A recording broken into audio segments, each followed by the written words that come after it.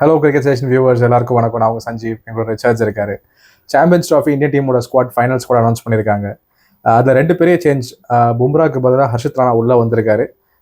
இன்னும் முக்கியமாக பார்த்தீங்கன்னா ஜெய்ஸ்வாலுக்கு பதிலாக வருண் சக்கரவர்த்தி எடுத்திருக்காங்க. ரிச்சர்ஸ், இந்த ரெண்டு சேஞ்சஸையும் எப்படி பார்க்குறீங்க நீங்கள்? இதில் நம்ம ஒரு முக்கியமான விஷயம் என்னன்னு பார்த்தீங்கன்னா, நம்ம ஏற்கனவே கூட பேசியிருந்தோம். வருண் சக்கரவர்த்தியை உள்ளே கொண்டு வர மாதிரி இருந்தால் வாஷிங்டன் சுந்தரா தூக்கிடுவாங்க அப்படிங்கிற மாதிரி தான் நம்ம நினச்சிட்டு இருந்தோம். ஒரு ஸ்பின்னருக்கு இன்னொரு ஸ்பின்னரை தூக்குவாங்க அப்படிங்கிற மாதிரி. ஆனால் இந்தியன் டீம் மேனேஜ்மெண்ட் பார்த்தீங்கன்னா, அவங்க ஒரு விஷயத்தில் ரொம்ப உறுதியாக இருக்காங்க. அது என்னன்னா, எங்ககிட்ட இருக்கிற ரெண்டு left hand orthodox spin all rounders Jadeja and Axar Patel, இவங்களுக்கு பிளேயிங் லெவலில் நாங்கள் எப்பயுமே இடம் வச்சிருக்கிறோம். ஸோ அவங்க எப்பயுமே எங்களுக்காக விளையாடணும். ஸோ அவங்களுக்கு ஏதாவது ஒரு காயம் ஆச்சுன்னா எங்ககிட்ட ரெடியாக ஒரு பேக்கப் 15 மெம்பர் ஸ்குவாடில் இருக்கணும். ஸோ அதுக்காக எங்களுக்கு பார்த்தீங்கன்னா வாஷிங்டன் சுந்தர் வேணும் அப்படின்னு சொல்லி அவங்க நிறுத்தி வச்சுக்கிட்டாங்க. இன்னொரு பக்கம் போய் பார்த்தீங்கன்னா, ஜெய்ஸ்வால் ஃபர்ஸ்ட் ஓடிஐயில் இங்கிலாந்து கூட விளையாண்டாரு. ஆனால் அதுக்கடுத்து 2 ஓடிஐலையும் அவருக்கு சான்ஸ் கொடுக்கல. ஏன்னா ஸ்ரேயஸ் ஐயர் அவரோட ஃபினாமல் டச்சை காட்டியிருக்காரு. ஸோ எங்களுக்கு ஜெய்ஸ்வால் தேவையில்லைங்கிற இடத்துக்கு அவங்க வந்துட்டாங்க. இன்னொன்று, ரோஹித் சர்மா இந்த பக்கம் ஃபார்முக்கு வந்தது எல்லாமே சேர்ந்து ஜெய்ஸ்வாலுக்கான அந்த சான்ஸை மொத்தமாக முடிச்சு விட்டுருச்சு. இதுக்கு மேலே சாம்பியன்ஸ் ட்ராஃபி முடிஞ்சு தான் ஜெய்ஸ்வாலை நம்ம அதுக்குள்ளே பார்க்க முடியும். ஓவராலாக பார்க்குறப்ப அவங்களோட சக்ஸஸ் ஃபார்முலாவில் கரெக்டாக இருக்காங்க. அக்ஷர் அண்ட் ஜடேஜா எங்களுக்கு பிளேயிங் லெவலில் இருக்கணும். அவங்களுக்கு ஏதாவது ஒரு நிகில் அல்லது ஏதாவது விளையாட முடியல, சீரீஸ் அவுட்டே வெளியே போகிறாங்க, இன்ஜுரி அப்படின்னா கூட எங்களுக்கு ஒரு ரீப்ளேஸ்மெண்ட் லைக் டு லைக் கரெக்டாக இருக்கணும். ஸோ எங்களுக்கு வாஷிங்டன் சுந்தர் வேணும் அப்படிங்கிற முடிவுக்கு வந்திருக்காங்க. இப்போ இது வரைக்கும் எல்லாமே கரெக்டு தான் செஞ்சோம். ஆனால் இதில் ஹர்ஷித் ராணா பும்ராவோட இடத்துக்கு அப்படிங்கிறது தான் நமக்குன்னு மட்டும் இல்லை, நிறைய இந்தியன் ஃபார்மர் பிளேயர்ஸுக்குமே கொஞ்சம் செட் ஆகலை. ஏன்னா எல்லாருமே என்ன கேட்டாங்க அப்படின்னா, ஒரு சீனியர் பவுலர் பும்ரா போகிறாரு, அந்த இடத்துக்கு இன்னொரு சீனியரான சிராஜ் வர்றது தான் கரெக்டாக இருக்கும். ஏன்னா லிஸ்ட் ஏ கிரிக்கெட்லேயோ பெருசாக ஹர்ஷித் ராணாலாம் எதுவும் பண்ணிடல. சிராஜ் ஏற்கனவே அவருக்கு எக்ஸ்பீரியன்ஸ் இருக்கு, திரும்ப அவர் வரது ரொம்ப ஈஸி தான், வந்துருவாரு அப்படிங்கிற மாதிரி சொல்லியிருந்தாங்க. இப்ப இந்த ஒரு சேஞ்ச் மட்டும்தான் இடிக்குதுன்னு வைங்களேன். இது மட்டும்தான் நம்ம இதுல பார்க்க வேண்டிய ஒரு விஷயமா இருக்கு. இப்போ ரெண்டாவது வருண் சக்கரவர்த்தி எடுத்திருக்காங்க. ஆனா பிளேயிங் லெவன்ல அவருக்கு எப்படி இடத்த ரெடி பண்ணுவாங்க அப்படிங்கிறது தான் இப்ப கன்ஃபியூஸான ஒரு விஷயம். ஏன்னா குல்தீப் அண்டு வருண் சக்கரவர்த்தி 2 பேருமே ஒரே பிளேயிங் லெவலில் இருக்கிறதுக்கான சான்சஸும் ரொம்ப கம்மியாக இருக்குது.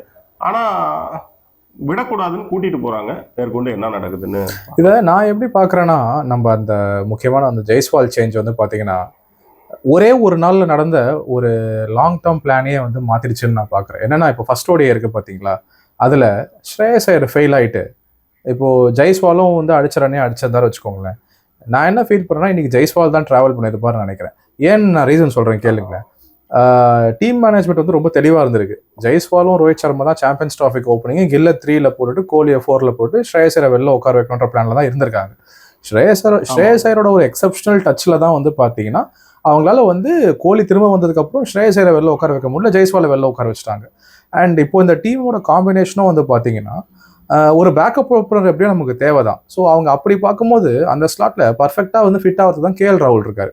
இஃப் இன் கேஸ் ரோஹித் சர்மாக்கோ கில்லுக்கோ இன்ஜுரினா எனக்கு என்ன தோணுதுன்னா, அது கேஎல் ராகுல் டைரெக்டாக ஓப்பனிங் இறங்கிடுவார். சரிங்களா, அதில் எந்த மாற்று கருத்தும் இல்லை. ஸோ பேக்கப் ஓப்பனரும் உங்களுக்கு கவர் ஆயிடுச்சு. At the same time Rishabh பண்டோட ஆப்ஷனும் ரொம்ப இன்ட்ரெஸ்டிங்கான ஆப்ஷன். நம்ம யாருமே அவரை பற்றி பேசுறது இல்லை. இப்போது கேஎல் ராகுல் இதை உங்ககிட்டே கேட்கணுன்றது. இப்போ கேஎல் ராகுல் இருக்கார்ல, அக்சருக்கு பட்டேலுக்கு கீழே தான் ஆட போறாரு. அக்சர் பட்டேல் அவங்க 5ல் தான் ஆட வைக்க போறாங்க அப்படின்னு நம்ம நினைச்சிட்டு இருந்தோம். ஆனா இன்னைக்கு அவர் ஆட வைக்கல 5ல். இப்போ 5னா அந்த 3வது மேட்ச்ல சொல்றேன், ஆட வைக்கல. இப்போ அக்சர் பட்டேல 5ல் ஆட வைக்கிறாங்கன்னா, கேஎல் ராகுல் நிஜமாவே ஒரு 6வதுல ஆடுறதுக்கு ஒரு நல்ல ஒரு பிளேயர் நினைக்கிறீங்களா? நல்ல பிளேயர் தான், பட் அந்த இடத்துல சும்மா சுத்துறதுக்கோ இல்லை ஒரு குவிக் ஃபயர் ரன்ஸ் அடிக்கிறதுக்கோ நம்ம ரிஷப் பண்ட் உள்ள கொண்டு வரது எப்படி ஒரு நல்ல சான்ஸ் நினைக்கிறீங்களா? நல்ல ஆப்ஷன் நினைக்கிறீங்களா நீங்க?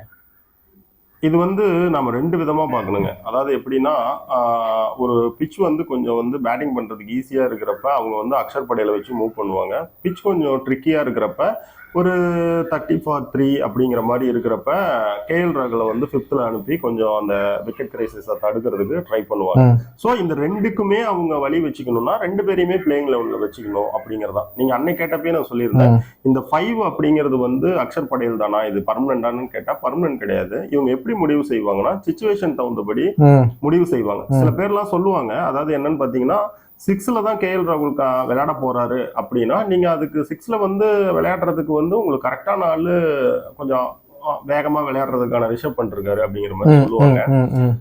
ஆனா எல்லா நேரத்திலயுமே நம்ம அக்ஷர் படேல வந்து நம்பர் 5லயே அனுப்ப போறது இல்ல அப்படிங்கறதுனாலதான் அவங்க என்ன செய்யறாங்கன்னா KL ராகுல் அண்ட் அக்ஷர் படேல் 2 பேர்த்தையுமே ஒரே பிளேயிங் லெவன்லயே வச்சுக்கிறாங்க. இன்னைக்கு வந்து அவர் வரலன்னு கேட்டீங்கன்னாலும் ஹர்திக் பாண்டியா அண்ட் KL ராகுல் 2 பேர்த்துக்குமே வந்து பாத்தீங்கன்னா கொஞ்சம் பேட்டிங் டைம் தேவைப்படும். ஸோ வந்து ஏன்னா அவங்க ஃபர்ஸ்ட் 2 ODIலயுமே பெருசா எதுவும் பண்ணல, அவங்களுக்கு நிறைய பேட்டிங் பண்றதுக்கான சான்சஸ் கம்மியா இருந்துச்சு.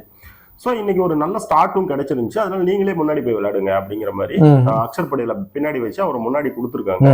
இது எல்லாமே எப்படி பிளே பண்ணும் அப்படின்னு நான் சொல்றேன் அப்படின்னா, விக்கெட் வந்து எந்த கண்டிஷன்ல போயிருக்கு அல்லது வந்து பிச் எப்படி இருக்கு அப்படிங்கிறத பொறுத்து தான் அந்த நம்பர் 5 வந்து மாறும். அது ஒரு எப்படி சொல்றாங்க அப்படின்னு பாத்தீங்கன்னா, இந்தியன் டீம் மேனேஜ்மெண்ட்ல எங்களோட பேட்டிங் யூனிட் வந்து எப்பயுமே வந்து ஒரு பிளெக்சிபிலிட்டியா நாங்க வச்சுக்கணும்னு விரும்புறோம் அப்படின்னு சொல்றாங்க. இது கம்பீர் சொல்ற விஷயம்லாம் கிடையாது. இதுக்கு முன்னாடியே பாத்தீங்கன்னா கேப்டன் ரோஹித் சர்மாவுடைய ஃபர்ஸ்ட் ஸ்டேட்மெண்டே அதுதான்.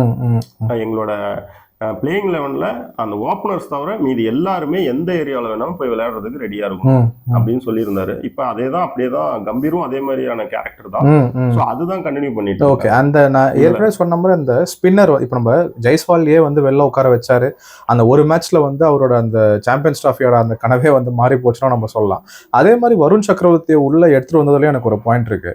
இப்போ அவரை வந்து நம்ம இந்த ஒரு டெம்பரரி ஸ்குவாட் அனௌன்ஸ் பண்ணுவோம், ஞாபகம் இருக்கான்னு தெரியல. அதுலயே நான் என்ன சொன்னேன்னா, ஒரு எக்ஸ் ஃபேக்டரா 14 பிளேயர் வந்து அவங்க ஆட்டோமேட்டிக்கா உள்ள வந்துட்டாங்க. ஆனா 15வது பிளேயரா ஒரு எக்ஸ் ஃபேக்டரா வந்து சக்கரவர்த்தியை உள்ள கொண்டு வர வாய்ப்பு இருக்குன்னு நம்ம முன்னாடியும் சொல்லியிருந்தோம். ஸோ எனக்கு என்ன தோணுதுன்னா, அவங்க முதல்ல இருந்தே ஒரு எக்ஸ் ஃபேக்டரா வந்து சக்கரவர்த்தியை பார்த்துட்டு இருக்காங்க. மிஸ்ட்ரி ஸ்பின்னர் தேவை, துபாயில போடுறது. துபாய் வந்து ஷார்ஜா அளவுக்கு ஸ்பின்னிங் விக்கெட் கிடையாது. ஷார்ஜா வரதா இவங்க 5 ஸ்பின்னரோட போறது வந்து ஒரு நியாயம்னு நம்ம சொல்லலாம். பட் துபாய்க்கு 5 ஸ்பின்னர் தேவையான்ற கேள்வியும் வருது. இப்போ ஆல்ரெடி நீங்க சொன்ன மாதிரி லைனப்ல வந்து ஜடேஜாவும் இருக்க போறாரு, அக்ஷர் படேலும் இருக்க போறாங்க, கரெக்டுங்களா? 2 ஸ்பின்னர் இருக்கும் போது இவங்க மெயின் ஸ்பின்னரா, அப்ப 2 பேரும் ஆல்ரவுண்டர் நம்ம கன்சிடர் பண்ணும்போது மெயின் ஸ்பின்னரா யாரை பார்க்க போறாங்க? குல்தீப்பா சக்கரவர்த்தியா ஒரு கேள்வி வருது இல்ல. என்னோட தாட் வந்து குல்தீப்போட தான் போகணும்னு நான் நினைக்கிறேன். நீங்க யாரோட போகணும்னு நினைக்கிறீங்க? ஃபர்ஸ்ட் வந்து இவங்க வந்து அவங்களுடைய அந்த ஒரே ஸ்பின்னர் அப்படிங்கிற இடத்துக்கு வந்து குல்தீப் யாதவோட தாங்க போவாங்க. இப்ப வந்து பும்ரா அளவுக்கு வருண் சக்கரவர்த்தி அப்படிங்கறதெல்லாம் கிடையாது. ஆனா வருண் சக்கரவர்த்தி வந்து நிறைய பேர் இன்னும் பெருசா விளையாடல. நெக்ஸ்ட் இன்னொன்னு என்னன்னா, அவர் வந்து பவுலிங்ல வந்து கொஞ்சம் சில சேஞ்சஸ் எல்லாம் பண்ணியிருக்காரு. இப்ப நல்லா கரண்ட்ல நல்ல ஃபார்ம்ல இருக்காரு. கொஞ்சம் வந்து ஒரு க்ளூ இல்லாத பவுலரா இருக்காரு. ஸோ வந்து ஒரு சின்ன டைம் அவர் வந்து திடீர்னு ஏதாவது ஒரு இம்பாக்டை வந்து மேட்ச்ல கிரியேட் பண்ண முடியும் அப்படின்னு வந்து மேனேஜ்மெண்ட் நம்புறாங்க. அதுக்கான சான்சஸுமே இருக்கு. ஏன்னா அவர் வந்து ஓவர் ஸ்பின்ல நிறைய வேலை செஞ்சிருக்காருல்ல. ஸோ அதனால வந்து அந்த விக்கெட் டேக்கிங் எபிலிட்டி வந்து அவருக்கு வந்திருக்கு. ஸோ அதனால அவங்க எப்படி பாக்குறாங்கன்னா, ஒன்ஸ் எங்கேயாவது வந்து காயத்துல இருந்து வந்திருக்கிற குல்தீப் யாதவ் வந்து எங்கேயாவது பர்ஃபார்மன்ஸ் சரியில்லை, நாம வந்து ஒரு செமி அல்லது வந்து ஒரு ஃபர்ஸ்ட்லேயே வந்து பாத்தீங்கன்னா ஒரு பாகிஸ்தான் கூட தோத்துட்டோம் அப்படின்னா நியூசிலாந்து கூட கட்டாயம் ஜெயிக்க வேண்டிய இடத்துல நம்ம அந்த மாதிரி டைம்ல ஒரு 2 மேட்ச் குல்தீப் கொடுத்து அந்த 2 மேட்சுமே குல்தீப் சரியா பண்ணலன்னா அந்த இடத்த நம்ம வருண் சக்கரவர்த்தி கொடுக்கலாம். ஏன்னா 15 மெம்பர் ஸ்குவாட்ல இருந்தா மட்டும்தான் நீங்க நினைக்கிற பிளேயர்ஸ்க்கு சான்சஸ் கொடுக்க முடியும். வெளியில இருக்கிற ஒரு பிளேயருக்கு வந்து நீங்க நினைக்கிறப்பெல்லாம் கூப்பிட்டெல்லாம் சான்ஸ் கொடுக்க முடியாது. அதனால இவங்க என்னன்னா, இந்த வருமுன் காப்போம், முன்னெச்சரிக்கையா இருந்துக்கலாம் அப்படிங்கிற மாதிரி. இப்ப ஜெய்ஸ்வால் வந்து ரொம்ப அன்லக்கியான ஒரு பையன் இந்த சாம்பியன்ஸ் டிராஃபி. கண்டிப்பா என்ன காரணம்னு கேட்டீங்கன்னா, ஸ்ரேயாஸ் ஐயர் ஸ்கோர் பண்ணது முதல் காரணமே கிடையாது.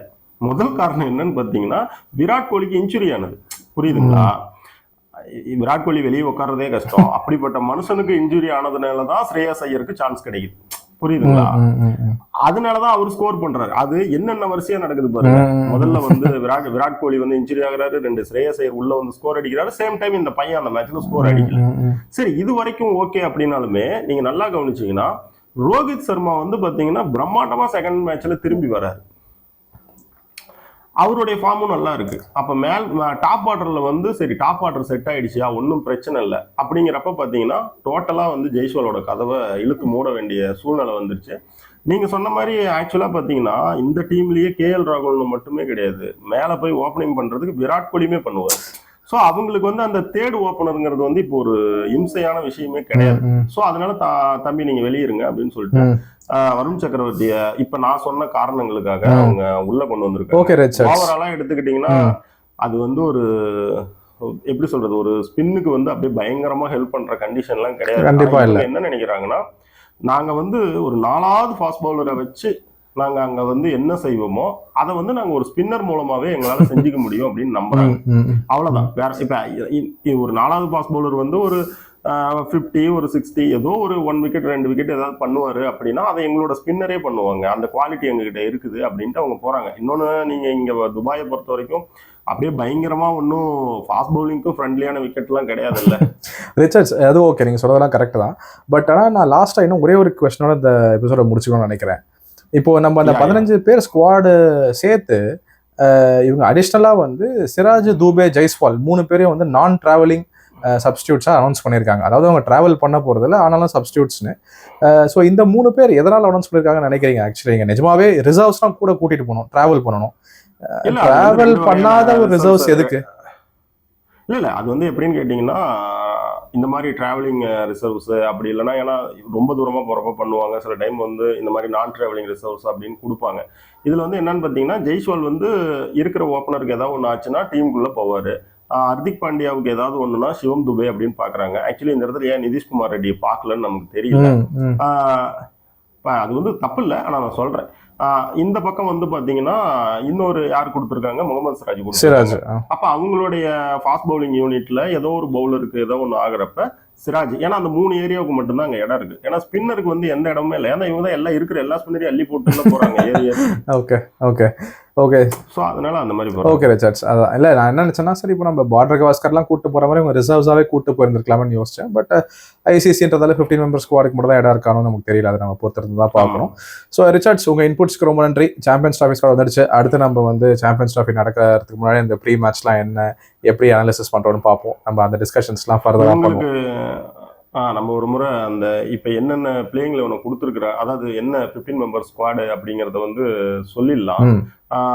வழக்கமாக வந்து பார்த்தீங்கன்னா ரோஹித் சர்மா, சுப்மன் கில், விராட் கோலி, ஸ்ரேயாஸ் ஐயர், கேஎல் ராகுல், ரிஷப் பண்ட், ரவீந்திர ஜடேஜா, அக்ஷர் படேல், வாஷிங்டன் சுந்தர், வருண் சக்கரவர்த்தி, குல்தீப் யாதவ், ஹர்ஷித் ராணா, முகமது ஷமி, ஹர்ஷ்தீப் சிங், இதை தான் கொடுத்துருக்காங்க. இதில் வெளியே போயிருக்கிறது யாருன்னு பார்த்தீங்கன்னா, ஜெய்ஸ்வால் வெளியே போயிருக்காரு, வருண் சக்கரவர்த்தி உள்ளே வந்திருக்காரு. அந்த பக்கம் வந்து பும்ரா வெளியே போயிருக்காரு, ஹர்ஷித் ராணா உள்ள வந்திருக்காரு. இப்போ வந்து இந்த 2 சேஞ்ச் நடந்த இந்த புதுசான அதை இறுதி செய்யப்பட்ட சாம்பியன்ஸ் டிராஃபிக்கான 15 மெம்பர்ஸ் இந்தியன் ஸ்குவாடு இதுதான். ஓகே ரிச்சர்ட்ஸ், உங்கள் இன்புட்ஸ்க்கு ரொம்ப நன்றி. சாம்பியன்ஸ் டிராஃபியில் எப்படி இந்தியா பண்ணுறாங்கன்னு பார்ப்போம். தேங்க்யூ. தேங்க்யூ சஞ்சு.